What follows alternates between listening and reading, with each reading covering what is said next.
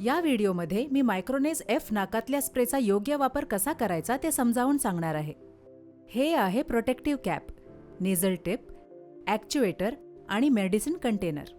तुमच्या डॉक्टरांच्या निर्देशानुसार किंवा दिलेल्या सूचनांनुसारच हा नाकाचा स्प्रे वापरा. प्रत्येक वेळी वापरण्यापूर्वी सेफ्टी क्लिप काढायला विसरू नका आणि वापर झाल्यानंतर ती पुन्हा लावावी.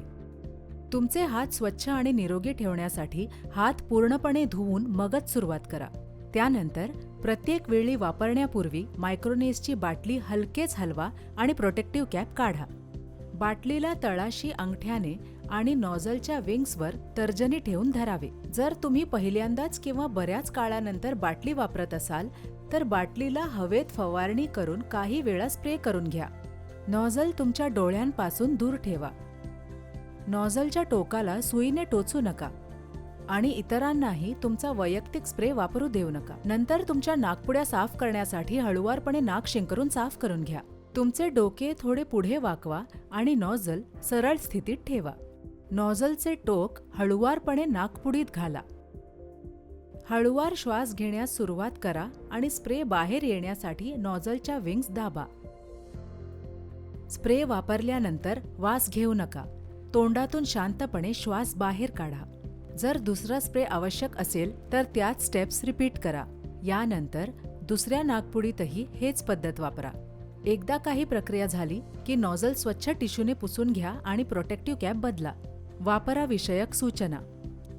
नाकातील स्प्रेच्या नॉझलची दर आठवड्याला स्वच्छता करणे देखील तितकेच महत्त्वाचे आहे. बाटलीपासून वेगळे करण्यासाठी नॉझल वरच्या दिशेने ओढा.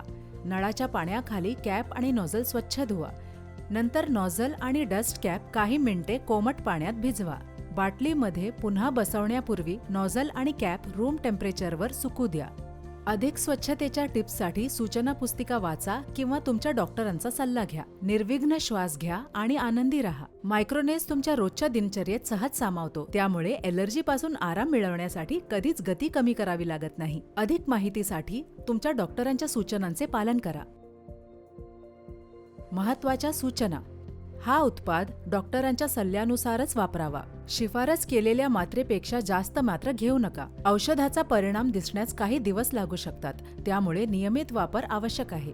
डॉक्टरांनी सांगितल्याशिवाय उपचार थांबवू नका. हा उत्पाद केवळ तुमच्यासाठीच दिला आहे, तो इतरांसोबत शेअर करू नका.